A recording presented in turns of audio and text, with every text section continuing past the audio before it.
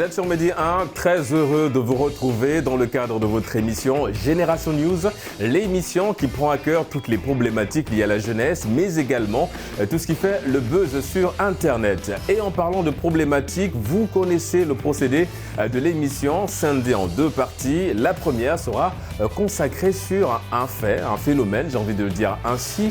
On va parler de la mauvaise haleine. Comment aujourd'hui se débarrasser d'une mauvaise haleine? Vous en saurez un peu plus en première partie d'émission avec mes invités du jour. Et en deuxième partie d'émission, pas très loin de la première, nous allons parler de la diététique. Pourquoi et comment réussir ce procédé qui nous invite à consommer 5 fruits et légumes par jour? Qui respecte le procédé? Vous en saurez également un peu plus en fin d'émission avec mes invités. Ils sont là sur ce plateau de Génération News, des habitués évidemment de ce plateau. Il s'agit de notre ami Davy. Vous êtes entrepreneur et créateur de contenu. Toujours un plaisir évidemment de te recevoir sur le plateau de Génération News. Plaisir partagé, Régis. Plaisir partagé, je l'espère également pour notre ami Shalom. Vous êtes étudiant en droit. Merci à nouveau d'avoir répondu à l'invitation de Média. Merci Régis, c'est très gentil. Et nous allons terminer cette phase de présentation avec la seule femme de ce plateau, Avina. Vous êtes étudiante en hygiène et qualité. Merci en tout cas d'avoir répondu à l'invitation de Génération News. C'est un plaisir d'être là. Les amis, plaisir partagé également. Nous allons tout de suite entrer dans le vif du sujet, la première thématique.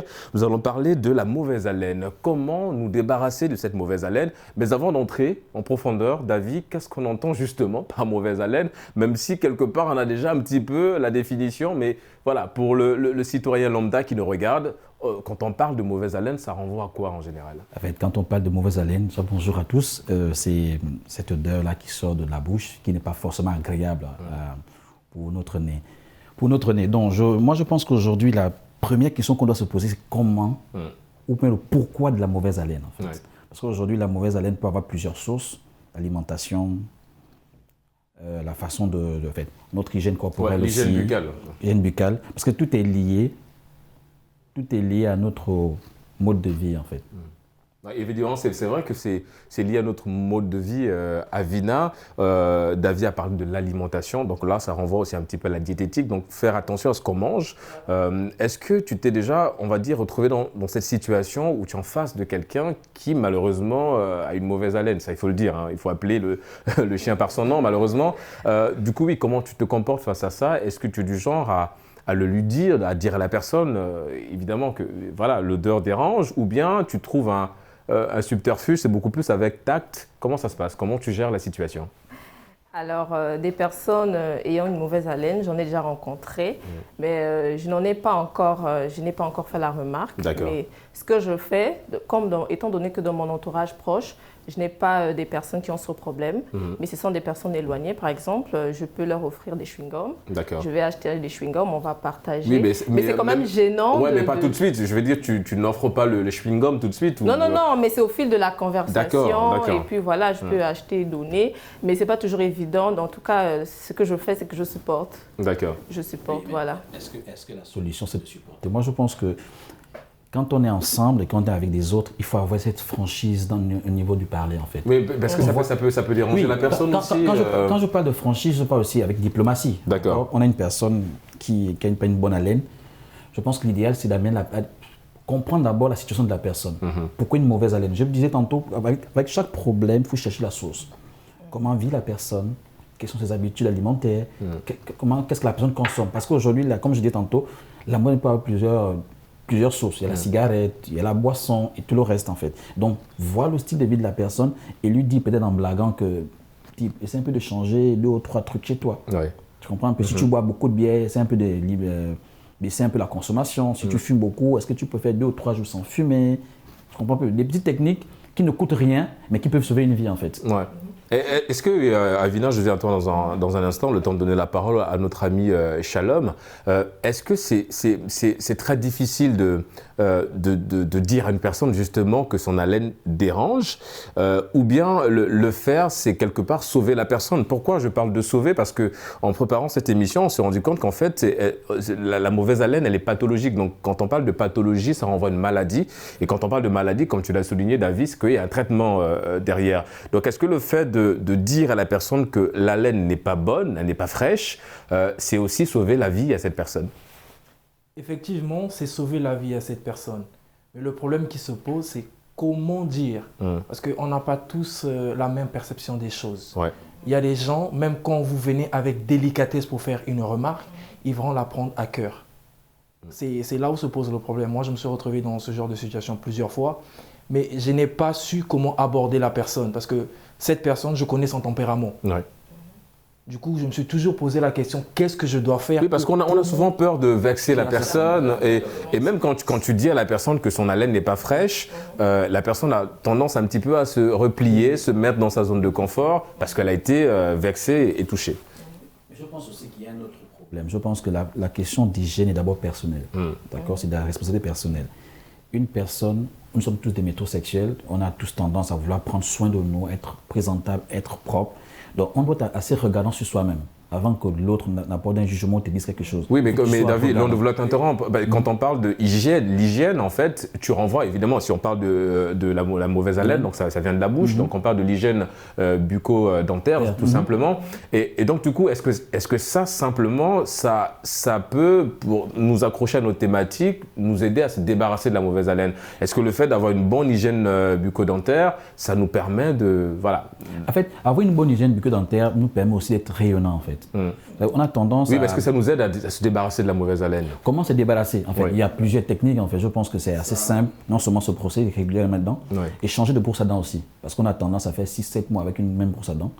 Parfois 2 semaines, ça va quoi. Ouais. Non seulement manger. Alors, il faut renouveler la brosse à dents brosse à dents, toutes les 2 semaines. Ouais. Bon, ça, je ne l'avais pas comme info. Hein. Voilà, mais je vous rassure, mon haleine, elle est fraîche. Hein. D'accord. Ok. Donc, il faut savoir. C'est pas tous les... Non, c'est tout. Non, je pense. Chaque 1 mois même. Je pense que l'idéal, Ouais. l'idéal, Mais c'est de renouveler quand même la brosse à dents. Parce que la brosse à dents, il y a accumulation de bactéries. Parce que l'origine même de la mauvaise haleine, c'est les bactéries en fait. C'est quoi les bactéries? C'est tout ce que nous mangeons qui reste dans la bouche et qui se décompose en fait. Donc si on ne se brosse pas bien et régulièrement, ça reste entre les gencives. Pour moi, je suis bègue. Donc ce qui fait en sorte que ça crée cette mauvaise haleine là. Donc il faut prendre soin de soi et manger des trucs comme des feuilles de menthe. Vous comprenez un peu. Boire beaucoup d'eau et se brosser régulièrement en fait. Je pense que c'est assez simple parce que l'estime qu'on a de soi aussi va aussi de la représentation qu'on se fait de soi-même. Comment on va se présenter devant les gens, comment les gens nous perçoivent en fait. Donc il faut s'arranger à être propre à tous les niveaux en fait. Oui, parce que... Oui, vas-y, Shalom. Il y a aussi une manière de se brosser. Parce que quand vous prenez une brosse à dents, vous faites 10 secondes vite fait, c'est pas intéressant. Tout à fait. Il y a les dents, il y a aussi la langue. La langue, Il faut aussi brosser la langue. Oui, parce que c'est beaucoup plus sur la langue où il y a un dépôt de bactéries loin de nos gencives, évidemment. Mais Shalom, je reste avec toi. Tout à l'heure, on parlait justement de l'hygiène bucco-dentaire, on parlait de se brosser les dents. Il y en a qui utilisent des bains de bouche. Ça aussi, ça peut aider quelque part à se débarrasser un peu de cette mauvaise haleine? Oui, ça contribue effectivement. Ça contribue. Mais il y a aussi, moi je dis qu'il y a certains remèdes naturels. Par exemple, le jus de citron. Ouais. De temps en temps, prenez un peu de jus de citron, vous rincez un peu votre bouche, ça va aider. Ah ça je l'ignorais par contre. Le jus de citron. Il y a quelque chose quand même au niveau des bains de bouche, c'est très dangereux aussi parce que le bain de bouche masque l'odeur en fait. D'accord. L'odeur en fait. Ah c'est temporaire. D'accord. Donc, il faut d'abord bien brosser ses dents. Et après, on prend un bain de bouche. Le bain de bouche ne résout pas le problème. Le bain de bouche masque l'odeur pendant un temps. Après, qu'est-ce qu'on fait? Ouais. Donc, il faut prendre soin, le bain de bouche, comme le disait. Le bain de bouche doit venir après une séance de brossage de dents. Parce qu'il y a d'autres personnes qui confondent. Ils font juste le bain de bouche sans se brosser. Voilà. Il faut d'abord se brosser et à la fin faire un bain de douche. D'accord. C'est comme avec les odeurs corporelles en fait. Voilà. Oui. On se parfume sans prendre de douche. Mais l'odeur du parfum... De la sueur et du parfum. Le cocktail, c'est un cocktail molotov. Franchement, à ne pas faire évidemment. Ce que je voulais dire, c'est que il faudrait d'abord savoir si cette mauvaise haleine, elle est juste temporaire ou elle est chronique. Par exemple, pour des personnes, si tu fais par exemple 1 heure ou 2 heures de temps sans parler, forcément, il peut avoir une mauvaise odeur. Mais il y a des personnes où ça devient chronique. Donc, il faut savoir si la personne qui est en face de toi, il faut d'abord identifier si la mauvaise haleine, elle est temporaire ou chronique. Maintenant, si on se rend compte que c'est chronique chez la personne... Et là, évidemment, c'est dans ce sens qu'on parle de pathologie, donc de maladie. Ça devient pathologique. En plus aussi, il y a un fait, c'est qu'il y a des personnes qui savent qu'elles ont la mauvaise haleine. Voilà. Souvent, des personnes qui ne parlent pas beaucoup, qui sont un peu timides. Des fois, c'est des personnes qui souffrent de mauvaise haleine, mais c'est tellement dérangeant qu'elles préfèrent ne pas prendre la parole, justement pour ne pas que les autres se moquent un peu. Et puis il y a aussi des personnes qui ne savent pas du tout ou bien qui ne font pas attention qu'elles ont une mauvaise haleine. Ouais. Donc c'est juste la personne qui est en face qui sait. Mais elle-même, elle parle ouvertement, elle parle gaillardement, elle ne se rend pas compte qu'elle dérange. Ouais, mais si faudrait... c'est pathologique, du coup, comment il faut un traitement? Donc il faut aller consulter? Justement, il faudrait, avant même de dire que c'est pathologique, il faudrait consulter d'abord, poser le problème au spécialiste. Ouais. Et c'est à partir de là que le spécialiste va faire un diagnostic pour voir exactement d'où provient cette mauvaise haleine-là. Mais David, du coup, parce que c'est vrai, hein, en général, les gens qui savent qu'ils ont une haleine pas fraîche, ils ont tendance à ne pas parler et donc à, on va dire, rester un petit peu dans leur coin. Est-ce qu'aujourd'hui, ce n'est pas un petit peu grave? Parce qu'effectivement, quand on pose la problématique comme ça, on a l'impression que c'est un peu plus simple, mais on se rend compte qu'aujourd'hui, le fait d'avoir une haleine pas fraîche, une mauvaise haleine, nous exclut aussi quelque part un petit peu de la société. Donc le problème, il est plus profond qu'un simple problème lié à l'hygiène bucco-dentaire. Oui, tout à fait. Mais je pense que quand on est conscient de quelque chose, on a tendance, surtout on parle de l'haleine, bien sûr, de mauvaise haleine, on a tendance à se retirer de la société. C'est-à-dire qu'on s'exclut. On devient solitaire, on n'a plus envie de se mélanger aux autres. Ouais. Mais je pense que ce n'est pas la meilleure des manières en fait. Quand on est conscient de quelque chose, il faut aller vers des personnes qui ont la solution. Ça veut dire des médecins, des dentistes, savoir pourquoi ça persiste. Et à partir de là, comme je disais tantôt, Avina, ouais. poser un diagnostic. Et à partir de là, le médecin te dira par exemple que parce que tu consommes peut-être, si tu es fumeur par exemple, c'est parce que tu fumes. Qu'il faut limiter un petit peu. Il faut limiter un peu. Ouais. Si tu es un grand consommateur de bière, il faut limiter aussi un petit peu la consommation. Le vin. Voilà, le vin. Et si tu fais trop de jeûne aussi, parce qu'ils ont tendance à penser que le jeûne, c'est forcément pour avoir un équilibre mental et tout le reste, mais le jeûne peut être source de mauvaise haleine aussi. Parce que quand on jeûne, en fait, toute une journée, c'est une privation. Voilà, donc le fait aussi de... Et ça pousse au corps à créer des décompositions, des graisses dans le corps, dans notre estomac. Et ceci est rejeté par vers la bouche, en fait. Ça donne une mauvaise haleine. Donc, parfois, les jeunes aussi, il faut faire très attention. Il y a beaucoup de choses qui rentrent en compte, mais le plus important, ce n'est pas de s'exclure de la société. Ouais. Il faut être soi-même et assumer. Et assumer veut dire quoi? Aller vers les gens. Mais est-ce que c'est facile de le faire aussi, David? Parce qu'aujourd'hui, par exemple, Shalom, voilà, si on a quelqu'un... Je pense nous nous sommes déjà tous retrouvés face à une situation semblable, hein, avec une personne un peu où la laine n'est pas fraîche. Mais du coup, est-ce que c'est facile de l'assumer? Parce qu'en général, quand tu dis ou bien quand tu sais que tu as une mauvaise haleine et que tu décides de l'assumer, derrière, ce sont des railleries, c'est des moqueries. Donc, c'est un peu compliqué quelque part aussi d'assumer le fait que son haleine ne soit pas fraîche, Shalom. Oui, les gens sont pris par la honte et puis la peur du jugement. Qu'est-ce que les autres vont penser de moi? Et déjà, nous qui sommes autour, moi je dis que parfois c'est nous qui sommes autour qui n'aidons pas les autres. Pourquoi? Parce qu'on se moque d'eux. Et ça frustre les gens. Ouais. Il faut plutôt, quand vous constatez que la personne a cette mauvaise haleine, l'aider. Parce que si vous vous moquez de la personne... Avec la manière. Avec la manière, voilà, justement. Voilà, sans froisser, brusquer la personne. La question que j'ai demandé, en fait, il disait si la personne est consciente d'avoir ce problème-là. Mais je pense que si on est conscient d'un problème, c'est d'abord personnel, en fait. C'est d'abord une question de volonté personnelle. Si je suis conscient de quelque chose, je dois m'arranger à trouver solution. On dit un problème qui n'a pas de solution, c'est un problème mal posé. Si tu es conscient de ça et que les gens qui sont autour de toi ont fait des efforts d'une manière ou d'une autre, attirer ton attention et que tu es conscient, va vers les médecins. Tu comprends? Si quelqu'un se moque de toi, tu l'appelles, tu lui expliques clairement que c'est pas un fait exprès en fait. Si tu as ce problème-là, c'est peut-être dû à quelque chose et que tu consultes en fait. C'est justement là il est important d'avoir des vrais amis et un vrai entourage en fait. Parce que quand on traverse une période difficile ou un moment difficile, il n'y a rien de plus beau que d'avoir le soutien des siens et des gens qui nous aiment en fait. Ça nous permet d'accepter, non seulement d'accepter des choses et pouvoir trouver des solutions. Et en parlant de solutions, Avina, alors en préparant cette thématique, je suis tombé sur une information. C'est vrai qu'aujourd'hui, sur la thématique, on parle de la mauvaise haleine, cette haleine qui n'est pas très fraîche. Mais en fait, en faisant le constat, je me suis rendu compte que le problème est beaucoup plus accentué chez la junte masculine que féminine. Donc en fait, les femmes souffrent moins de ce problème-là. Pourquoi, selon toi? Tu es la seule femme. Et évidemment que tu n'es pas dans le domaine de la diététique ou de la médecine, mais s'il fallait que tu nous donnes un petit peu une piste de solution, selon toi, c'est par rapport à quoi? C'est dû au fait que les femmes prennent beaucoup plus soin d'elles que les hommes? C'est lié à quoi, selon toi? Effectivement, c'est que les femmes, elles sont plus attentionnées concernant leur hygiène. Donc, chez la femme, c'est tout naturel.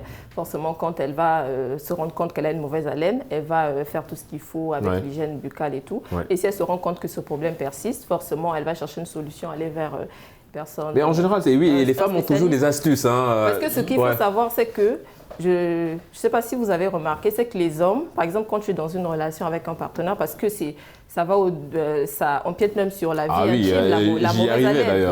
Bon, le constat que j'ai fait, c'est que les hommes ont plus de facilité de dire à leur partenaire que voilà, tu as des odeurs corporelles, ta bouche sent pas bon, voilà, Mais les femmes, par contre, elles ont un peu peur de dire à leur partenaire, voilà, ton haleine, elle n'est pas bonne, tu ne prends pas bien ta douche. Après, ça dépend du degré de complicité. Voilà, mais de façon générale, c'est un constat que j'ai fait, que c'est comme ça que ça se passe. Donc, si on a moins de femmes qui souffrent de mauvaise haleine, c'est parce que, tout simplement, les femmes prennent plus soin d'elles, tout simplement. Et en parlant de ça, Shalom, c'est vrai que oui, les femmes sont beaucoup plus... elles ont des astuces, donc elles ont des astuces. Ça, c'est évident. Mais tout à l'heure, justement, tu as donné aussi une piste pour essayer de guérir un petit peu de cette pathologie qui est la mauvaise haleine. Tu parlais du citron, de boire du jus de citron. David nous a laissé entendre en off qu'il fallait aussi manger un peu de la menthe aussi.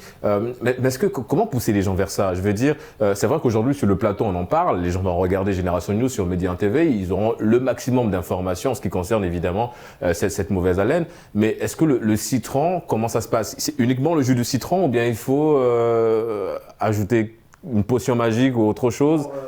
Du jus de citron avec un peu d'eau. Un peu d'eau? On fait un bain de bouche. D'accord. Un bain de bouche.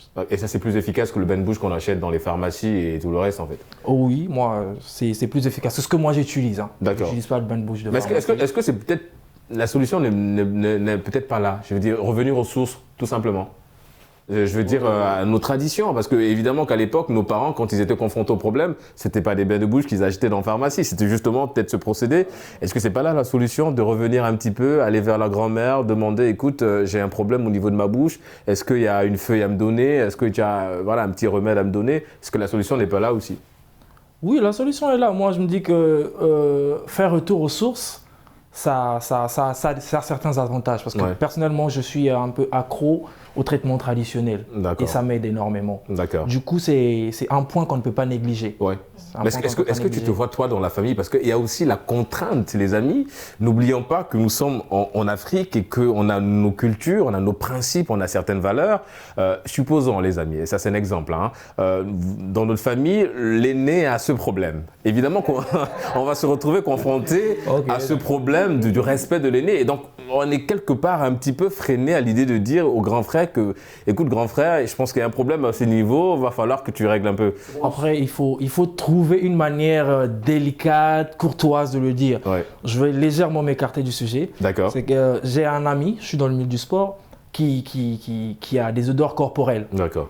Et pour le faire comprendre ça, j'ai trouvé une petite astuce en lui racontant un peu ce que je fais après ma routine de sport. D'accord. Je dis que moi, avant de me doucher, 30 minutes avant, j'utilise du citron. Oui. Mais du coup, tu vas insister sur l'information pour qu'il comprenne bien. J'insiste sur l'information une fois, deux fois. D'accord. Pour essayer de le faire comprendre le message. D'accord. Donc je pense qu'on peut utiliser ce genre d'approche aussi pour la mauvaise haleine. Et Avina? Moi, je pense qu'il faudrait d'abord qu'il y ait une relation de confiance d'abord. Oui. Ça dépend de comment est-ce que vous vivez en famille. Si c'est une famille où il y a la communication qui est bien installée, il n'y a pas de problème de dire à son aîné que voilà, Yaya, tu as une mauvaise haleine. Okay. Le problème ne se pose pas. Donc, non, Yaya, c'est le petit nom de, pour le respect, pour nos téléspectateurs. Yaya, en fait, c'est montrer le grade, le respect. Voilà. C'est un peu comme tonton, tantine. Voilà, donc en famille, le problème ne se pose pas trop. D'accord. Par contre, avec les amis, les personnes que l'on rencontre, là, il faut avoir un peu plus de tact. Ouais, du coup, toi, tu te vois, toi, dans ta famille, Avina, dire à... Tu as une grande sœur ou un grand frère? Oui, j'en ai. Une grande sœur? Oui. Tu te vois dire à ta grande sœur, comment elle s'appelle au passage? Colombe. Colombe. Tu te vois dire à Colombe, qui nous regarde, que son haleine n'est pas fraîche? par Oui, exemple? pourquoi pas. D'accord. Je lui dirais. D'accord. Bon, ma Colombe, on te rassure. Attention à Vina, parce que... Oui, Non, elle n'a pas de mauvaise haleine. bon, non, heureusement d'ailleurs, ça nous rassure. Oui, Je David. pense que le gros problème que nous avons dans nos sociétés africaines, c'est le tabou en fait. Ouais. On a toujours tendance à esquiver des sujets qui peuvent parfois sauver des vies ou encore des familles. Je pense que moi, ma famille par exemple, j'ai la chance d'être une famille où la discussion elle se fait facilement. Ouais, voilà, sous l'arbre à palabre. Voilà. Moi, ouais. moi j'ai des grands frères, j'ai des grandes sœurs. Si mon grand frère a ce problème, je vais clairement lui dire que grand là, quand même, c'est pas bon. Même avec un ton ironique, pour qu'il comprenne qu'en fait c'est Oui, dérangeant. peut-être que c'est là la Je comprends solution, un peu. d'avoir un peu un ton ludique. Lui dit que voilà, pour lui dire que faut- non, là c'est pas bien parce que ça nous dérange. Ouais. Si ça nous dérange, non, imagine-toi quand tu es dehors avec des amis et tous les gens qu'on perçoivent ça. Et ça donne aussi une mauvaise image de toi, ça. Ouais. Ça donne aux gens l'impression que tu n'es pas une personne propre, alors que tout le temps tu es toujours là bien habillé et tout le reste. Donc il faut juste avoir, comme elle disait, le degré de confiance aussi.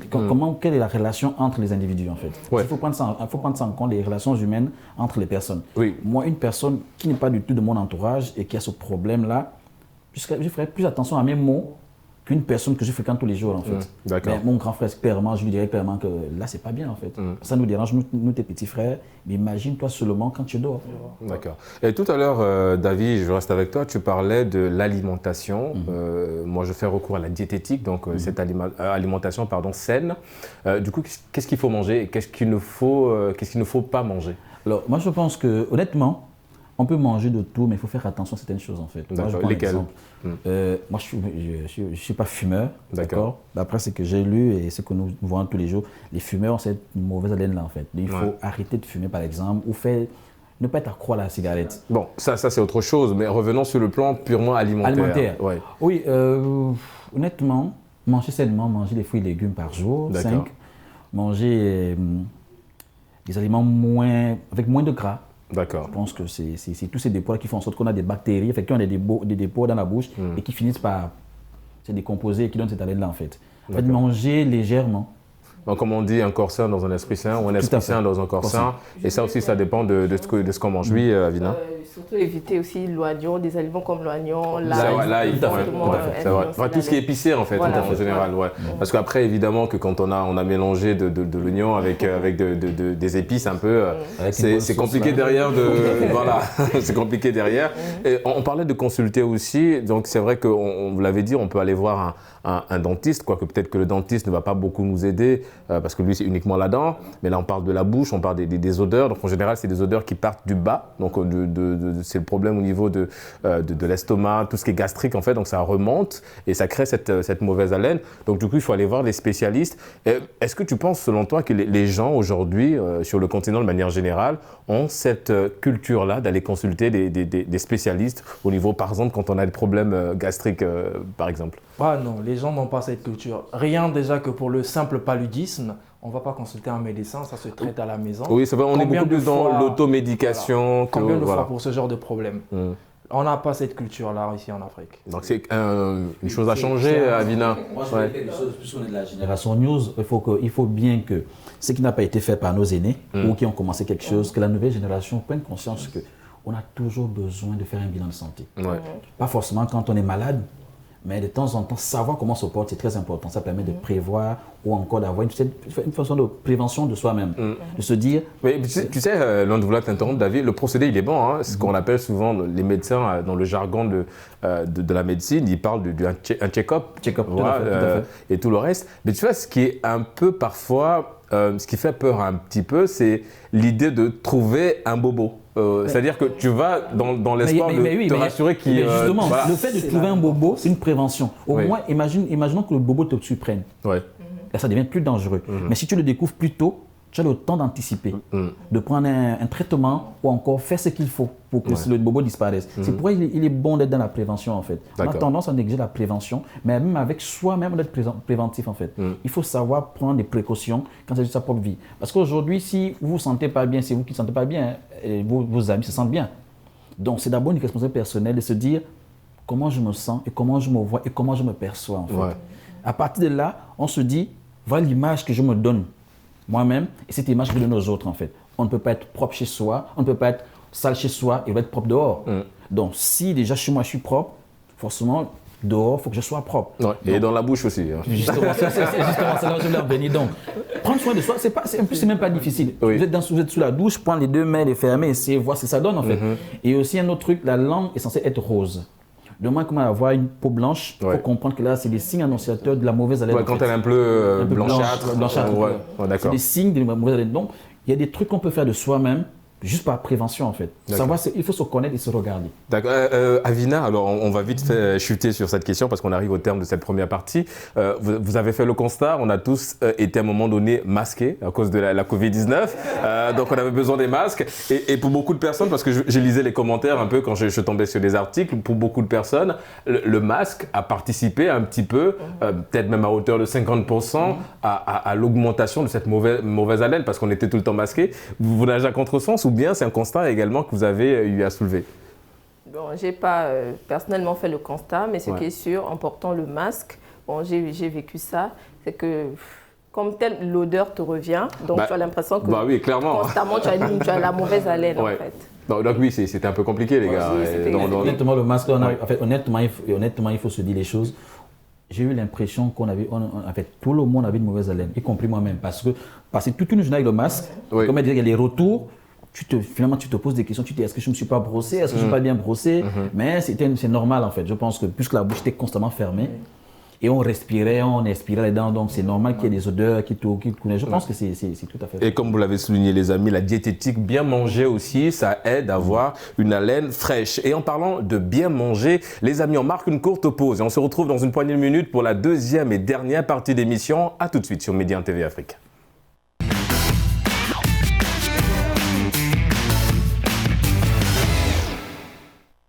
De retour sur le plateau de Génération News pour la deuxième et dernière partie d'émission en lien avec la première thématique. Nous allons tout de suite parler on va dire d'une règle.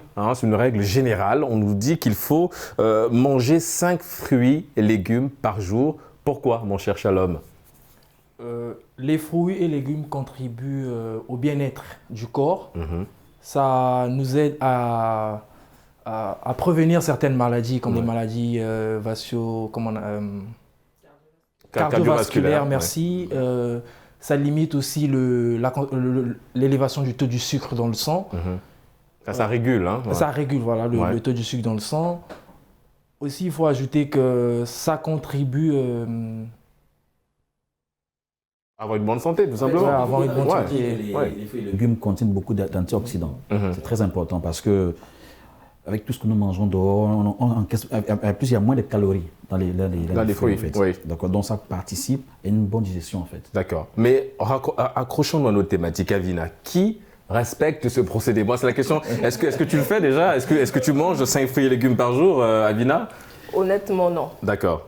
Honnêtement, je n'en consomme pas. Il y a des jours, il m'arrive de ne pas du tout consommer des fruits. Par contre, les légumes, c'est un peu dans notre alimentation. Attention, c'est des recommandations médicales aussi.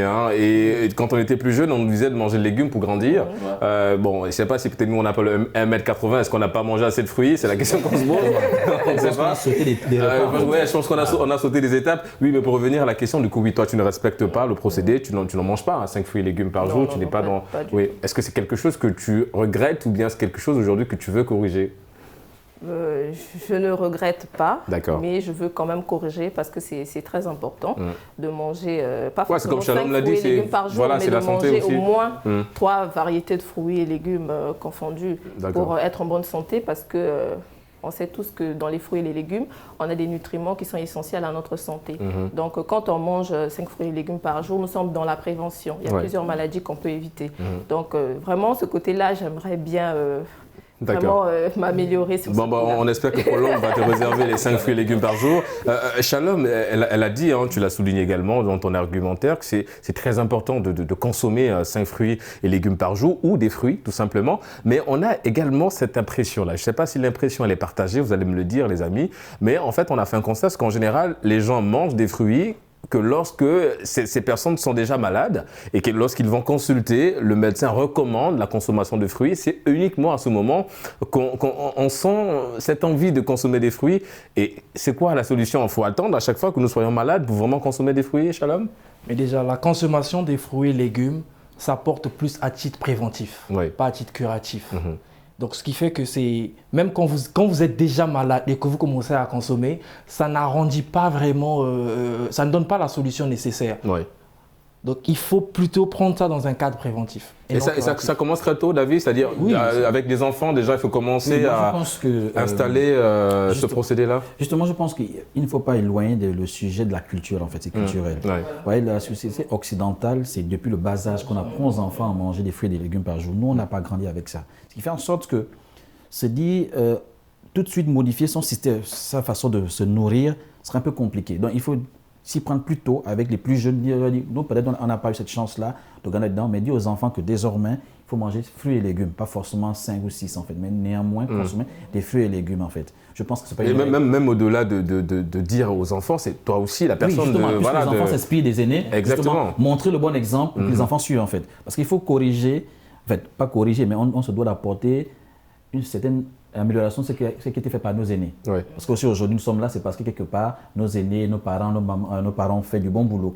On su nous nourrir, on est en bonne santé. Mais aujourd'hui, nous, on se dit, avec la possibilité d'information que nous avons, on découvre des choses, on peut mieux faire des choses. Donc nous, en nous adaptant, en disant que moi, si je mange 5 fruits et légumes par jour, mon cadet qui me suit, ou bien mon fils, va suivre mon modèle, va manger 5 fruits et légumes par jour. C'est pour ça que je dis que c'est culturel en fait. Il faut prendre en considération le milieu socio-économique dans lequel nous grandissons et nous évoluons. Parce que parfois, l'environnement nous conditionne. Oui, mais et ça, c'est un constat.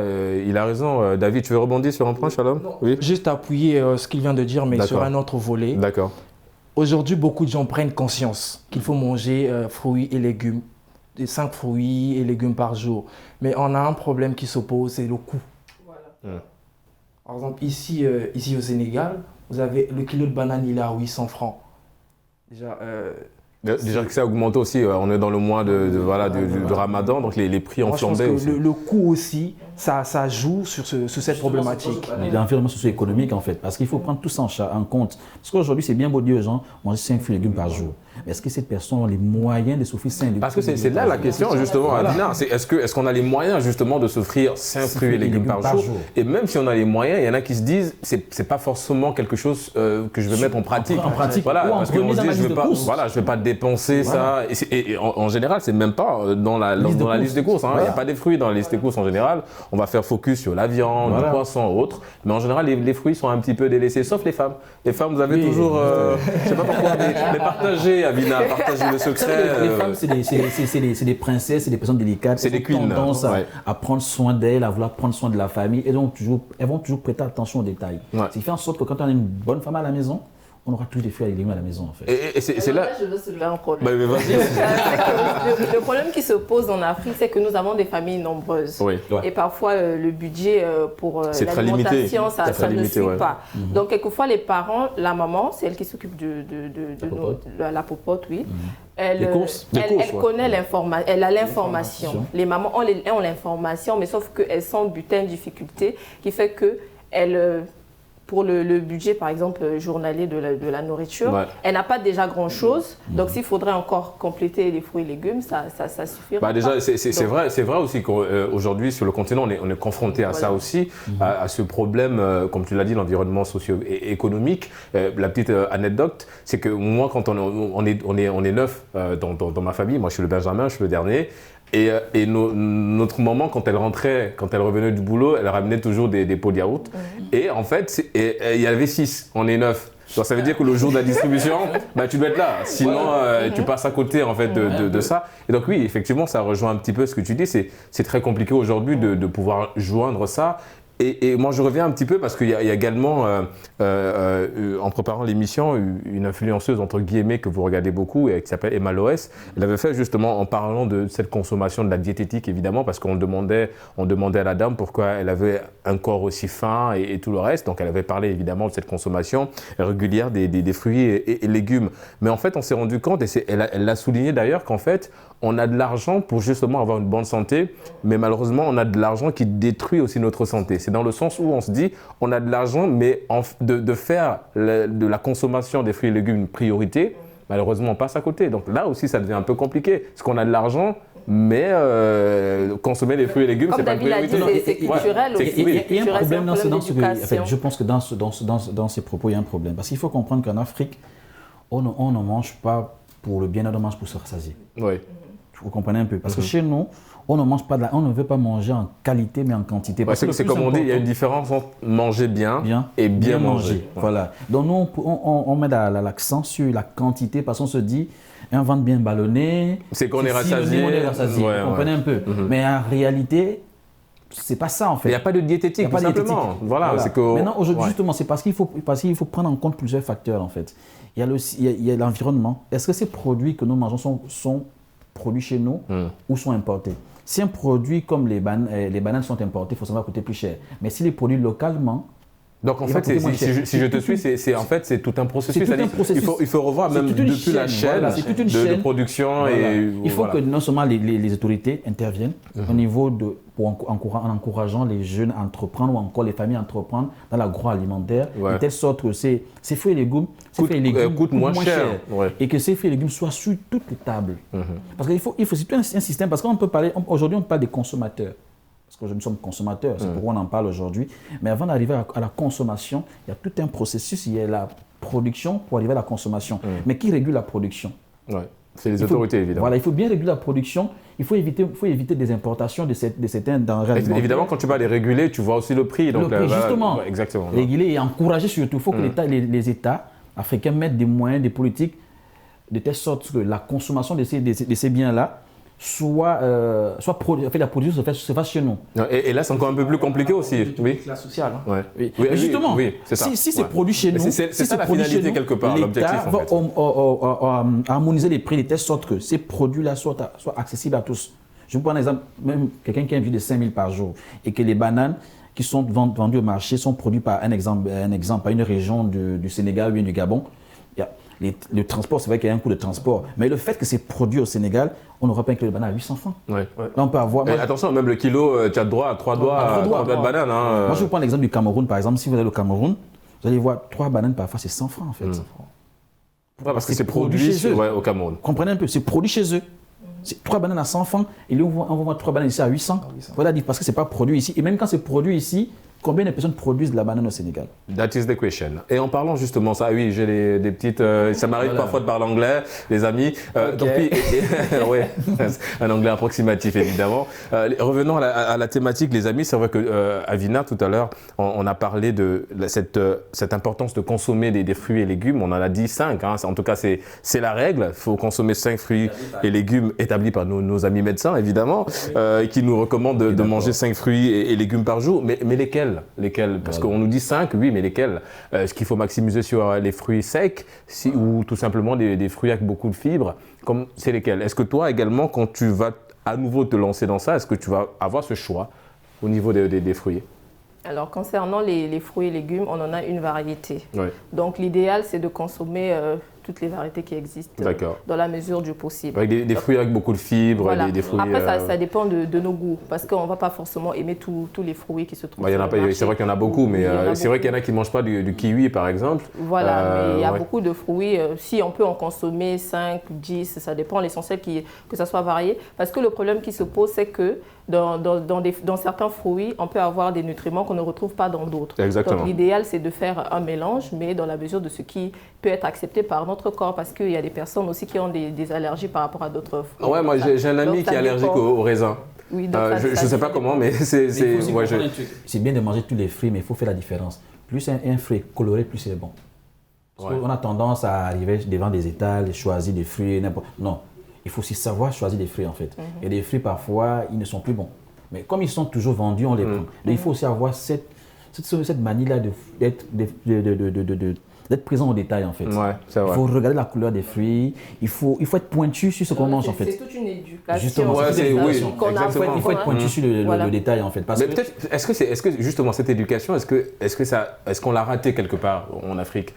Ça, il faut le dire les amis, est-ce que ça a été raté cette éducation-là, ou bien l'éducation a été faite mais elle a été mal faite?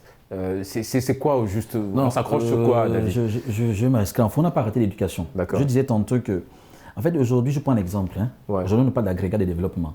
Qui impose les agrégats de développement? L'Occident. Par rapport à la conception qu'ils ont du développement. D'accord? Aujourd'hui, qui impose les 5 fruits et légumes par jour? C'est nos amis de la médecine. Voilà.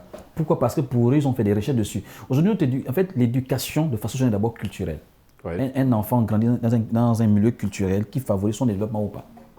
Nous, on a eu cette chance-là de grandir dans un domaine culturel où les domaines, en fait, les produits de la brousse étaient valorisés. Ouais. Je pense que tous, moi j'ai grandi en Afrique centrale, gabonais d'occurrence, j'ai beaucoup mangé des légumes, peut-être pas avec beaucoup de fruits, mais aujourd'hui je suis en bonne santé. C'est pour dire que chaque... On dit merci à maman alors. Mais je lui dis merci à maman, tout à fait. Je lui dis merci d'ailleurs. D'accord. Et à ma grand-mère aussi. D'accord. Donc aujourd'hui je pense qu'on n'a rien raté du tout. Il faut juste qu'on adapte notre culture à la nouvelle vie en fait. Parce qu'aujourd'hui, le fait que nous mangeons aussi de tout, les conserves, les fast-food, ouais, exactement. Ouais. Il faut aujourd'hui qu'on prenne conscience que toutes ces alimentations peuvent être source de maladies aussi. Ouais. Donc nous sommes obligés, nous, de nous adapter et adapter notre culture à ce qui se fait aujourd'hui. Oui, mais est-ce que moi, la question, parce qu'il y a un ami qui m'a posé une question, oui, tu veux rebondir sur un point, Shalom? Je voulais juste ajouter quelque chose là-dessus. Oui.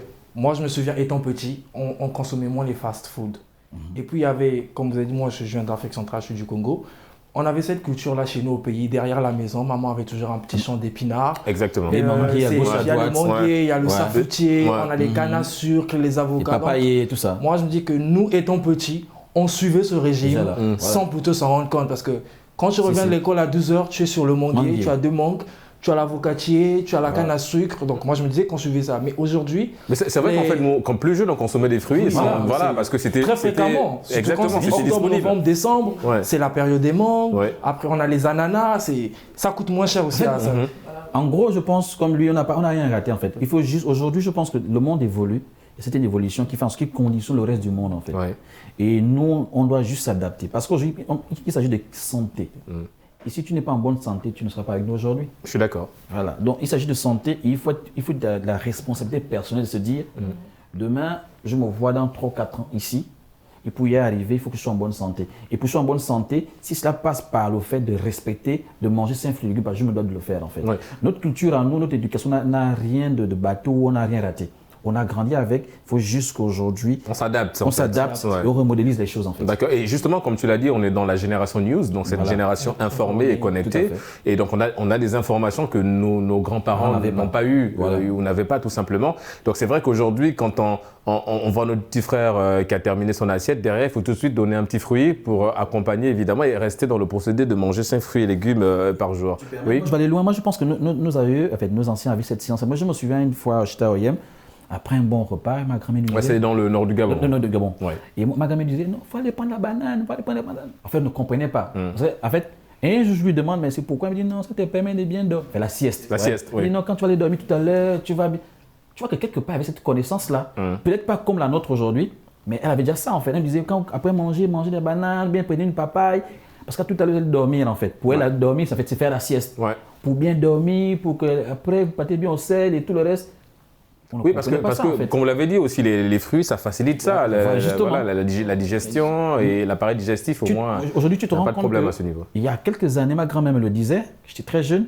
En fait, en réalité, elle était déjà en avance, en fait. Avec nos aïeux, nos parents étaient déjà en avance. Mais c'est juste qu'aujourd'hui, on a l'impression que c'est une découverte, mais en réalité, on le faisait en Afrique. Moi, je dis souvent aux gens que quand on parle des agrégats et tout le reste, tout ce qui est norme, entre guillemets, il faut faire un retour vers dans nos cultures. On va se rendre compte de beaucoup de choses, qu'il y a beaucoup de choses qui existaient dans notre domaine culturel, que peut-être n'avaient pas forcément une nomination ou encore un accent particulier. Justement, et comme tu dis, en parlant d'être en avance sur le temps, et Shalom l'a souligné, est-ce qu'en Afrique centrale, derrière notre maison, on a toujours un arbre, on a un papayer qui est là, on a un manguier.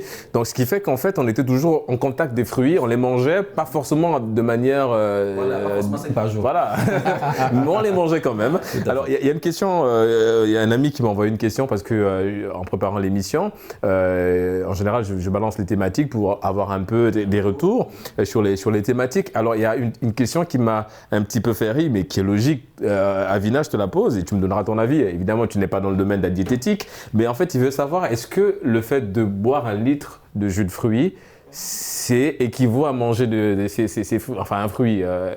Est-ce qu'on peut compenser la consommation de fruits par la consommation des jus de fruits? Alors... je ne saurais pas trop, je sais pas. Non, évidemment, tu n'es pas dans ton domaine, voilà, tu donnes un avis personnel. Ce que je sais, c'est que les fruits, les jus de fruits, n'ont pas En fait, leur valeur nutritive, elle est moindre que les fruits naturels. D'accord. Bon, d'après ce que j'ai lu. Donc, consommer des jus de fruits, c'est vrai que on a l'impression qu'on consomme les fruits, mais en réalité, ça n'a pas la même valeur nutritive. Et là, moi, je vais aller loin. Il faut faire attention avec les jus de fruits parce que parfois, c'est des arômes. Voilà, Oui, voilà. oui. D'accord. Il faut savoir c'est quel Oui, il y a jus des de produits chimiques. Voilà, c'est quel Mais jus attention, de il y a des jus de fruits naturels. Je vais en venir. Voilà. C'est quoi je dis, c'est quel genre de jus de fruits? Ouais. Jus de fruits naturel ou Mais est-ce que c'est vraiment naturel? C'est justement, là la il y a de question. l'eau qui a été ajoutée, Ouais, c'est même pas voilà. naturel. Donc, moi, je pense qu'il y a. C'est pas, pour moi, consommer un jus de fruits, c'est pas manger 5 fruits et légumes par jour. Parce que dans le jus de fruits, il y a beaucoup de choses qui ont été ajoutées. Ça a D'accord. été mélangé, ça a été pasteurisé, ça a été conservé quelque part. Et pour être conservé, il faut une certaine Oui, température. parce qu'il y a même le temps de fermentation aussi. Alors qu'un fruit est grandi à l'air naturel, en fait. Et puis je trouve, Il a créé des je trouve que c'est saisons. esthétique aussi de croquer une pomme. vous voyez. Ouais. Mais de après, boire un jus de pomme. on peut toujours se faire son propre jus de fruits naturel. Hein. Voilà. Évidemment, Moi, oui. moi, je le fais souvent. Bon, moi, je suis très amoureux de la mangue et puis de l'ananas. Qu'est-ce que je fais? Je coupe la mangue en tranches. Ouais, tu te fais un Je fais- cocktail maison, quoi. Oui, un cocktail Voilà, maison, ouais. je mets dans le mixeur juste avec de l'eau. Je mets un peu d'eau. C'est naturel. Je pense que c'est aussi une manière de diversifier comment manger Consommer, le fruit. ouais, Consommer ouais, le tout fruit. à fait. Voilà, c'est vrai, parce que quand on voit la thématique, on se dit qu'il faut tout de suite acheter une banane, une clémentine et une mangue, mais évidemment qu'on peut se faire des cocktails de jus de fruits, de ces fruits-là, mais de façon naturelle Naturelle, évidemment, voilà. sans produits chimiques à l'intérieur. Mais On le met dans un Sa mixeur, question un est peu lourde de d'eau sens et quand même. puis- C'est une très bonne question, mais il faut juste faire la différence entre le jus de fruits naturel et le jus de fruits avec beaucoup d'arômes, qu'on nous vend les colorants. Ouais, des tout le produits reste. chimiques, Voilà, des produits chimiques. voilà, tout C'est très simplement. important, en fait. Et comme l'a souligné Shalom, peut-être que l'une des alternatives, c'est de les faire à la maison Tout à soi-même, fait. tout simplement, avec un peu d'eau et avec ces fruits naturels, évidemment. Ouais. Voilà, non, c'est avec un mixeur, c'est rapide, évidemment. On rebondir sur ce que David a dit. Oui, ma chère Avina. Aujourd'hui, nous avons une agriculture qui est intensive et elle est aussi très industrialisée. Exactement. Et il se pose aussi un problème. Et que nous, en Afrique, la chance qu'on a, on est encore dans l'agriculture archaïque. Donc, on utilise des engrais, voilà, on utilise des engrais chimiques qui sont naturels. Alors qu'en Occident, c'est des pesticides, c'est beaucoup plus chimique. Est-ce que le fait, par exemple, de consommer les fruits de l'Afrique, venant de l'Afrique où c'est avec des engrais chimiques naturels, Ouais. est-ce que ces fruits-là ont les mêmes valeurs nutritives que des fruits qui sont consommés là-bas? Ouais. Ça aussi, c'est un problème. C'est vrai qu'on a dit que les jus de fruits, il y a des produits chimiques, mais est-ce que les produits que nous consommons, qui sont pour la plupart importés, ça ne vaut pas les jus de fruits? Ça aussi, c'est une question qu'il faut se poser. Ouais. Et c'est vrai, là, cette question pertinente, ouais. Parce que moi, j'ai quand même documenté là-dessus. Je pense que les territoires outre-mer de la France, il y avait des plantations de bananes où toutes ces plantations étaient faites à base de pesticides, en fait, à base des ingrédients chimiques et tout le reste. Et plus tard, ça a causé des problèmes, je pense. Sauf sur ma page, c'est un documentaire sur YouTube. Ouais, c'est des choses qu'il faut prendre en considération. Notre agriculture, c'est vrai que, entre guillemets, la caïque, mais c'est une agriculture faite de façon naturelle. Nos engrais qu'on utilise, c'est des engrais naturels. Or, les produits importés, le plus souvent, ce qui intéresse les producteurs, c'est le capitalisme, en fait. C'est l'argent qui gagne. Donc, ils sont prêts à mettre tellement de produits sur ces fruits-là pour qu'ils poussent plus vite, pour qu'ils donnent plus vite, pour respecter parfois l'heure des livraisons. Oui, c'est vrai que tu parlais tout à l'heure de cette technique de regarder le fruit, s'il est vraiment mûr avant de le consommer. La banane, par exemple, il faut bien regarder la teneur. Si c'est vraiment très jaune, on se dit, OK, là, la banane, plus la couleur est prononcée, plus voilà. le Exactement. Mais est-ce qu'aujourd'hui, nos amis, on va pas citer les pays, évidemment, pour ne pas les indexer de manière directe, mais en parlant de l'Europe, par exemple, aujourd'hui, ils sont beaucoup plus dans cette technique de vraiment, avec des produits chimiques, de donner une couleur très foncée, justement pour tromper le consommateur. Le consommateur va se dire, cette banane, vraiment, il y a tout ce dont j'ai besoin. Mais au fond, c'est vraiment vide. Il n'y a rien d'assez, en termes d'apport calorique, il n'y a rien de super intéressant à l'intérieur. Ça, c'est le cas des fruits, les amis. Revenons sur les légumes. Ce qui concerne les légumes, c'est lesquels? Tu les consommes, toi, déjà, les légumes, mon cher Shalom? Est-ce que tu es un amoureux des légumes? Très Si oui, c'est lesquels régulièrement, que tu consommes en général? De l'épinard surtout. D'accord, beaucoup C'est d'épinards. Beaucoup d'épinards. Je suis très amoureux de l'épinard. D'accord. Pour le reste, Un peu comme Popeye, vous vous souvenez de la bande dessinée? Popeye qui avait besoin de prendre des épinards pour avoir des forces, ouais. pour le reste, je ne dirais pas très régulièrement. D'accord. aussi que ça. D'accord. David? Oui, un bon enfant que je suis, j'ai grandi avec des légumes, donc j'en mange régulièrement. Oui. Mais quand même, régulièrement, c'est un peu trop dit, mais j'en mange de temps en temps. D'accord. Pas plus tard que la semaine dernière, j'en ai mangé. C'est vrai que ça fait une semaine quand même, mais c'est pas grave, j'en mange en fait. Oui, mais du coup, est-ce que au sortir de cette émission, tu vas t'imposer une diététique dans le sens où tu vas te dire, je dois les consommer régulièrement? Honnêtement, Génération nous donne la possibilité d'apprendre. D'accord. D'accord. Sur ce plateau, j'ai appris beaucoup de choses. Et je dis souvent que quand on sort d'une discussion, comme on est rentré, c'est qu'on n'a rien appris. Aujourd'hui, j'ai appris beaucoup de choses. Il faut bien que je change mon alimentation. Il faut bien que je casse le ventre que j'ai. Ouais. Donc, il faut bien. En quittant ici, honnêtement, je vais modifier mon régime alimentaire, honnêtement. Non, la question, je te la pose, même si j'ai la réponse. Parce qu'en général, les femmes, je suis désolé, mais voilà, vous êtes très portées dans la consommation de légumes. Et du coup, est-ce que ça aussi, c'est culturel? Est-ce que c'est un legs de maman? Est-ce que c'est une transmission culinaire aussi, quelque part, le fait de beaucoup consommer des légumes, Avina? Oui, je pense que oui, effectivement, c'est culturel. C'est culturel parce que nous, en Afrique centrale, la chance qu'on a, c'est qu'on a de la verdure partout. Exactement. Donc, c'est plus facile pour nous de consommer des légumes. Donc, ça fait partie même de notre alimentation de base. Hein. Il y a beaucoup de légumes, donc c'est la chance qu'on a. Ouais, et quel est le conseil en tant que femme que tu as envie de donner aujourd'hui? Parce que comme on l'a souligné, Génération News, on est là aussi pour informer, on apprend aussi, on est là aussi pour mettre un peu, on va dire, mettre du doigt où ça fait mal, exactement, et sans appuyer, évidemment. Si ça fait mal, déjà, on va se contenter de simplement mettre du doigt. Mais je veux dire, quel est le conseil que tu donnes aujourd'hui? Parce que toi, tu consommes ces légumes parce qu'il y a un legs de maman, il y a l'héritage de maman culinaire qu'elle a voulu te transmettre. Est-ce que toi également, tu es dans cette logique-là aujourd'hui? Est-ce que tu as une petite sœur? Est-ce que tu es dans cette logique de transmettre aussi cette envie de tout le temps cuisiner des légumes à la petite sœur? Effectivement.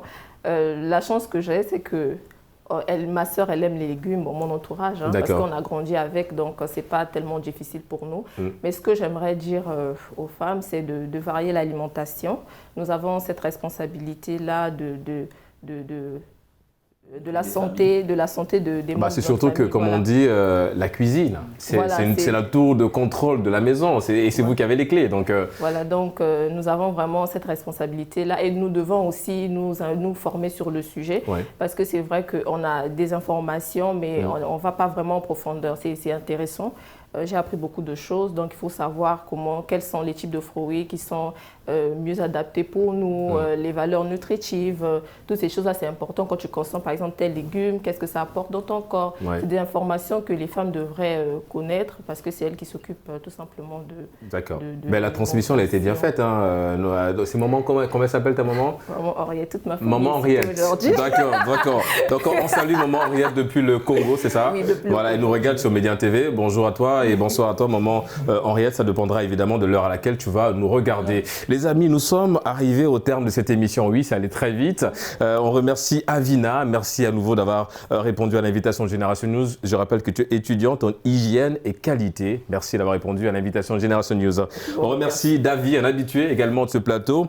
Tu es entrepreneur, tu es dans le domaine de la création de contenu, réalisateur, monteur. Je rappelle, tu travailles beaucoup avec des artistes aussi.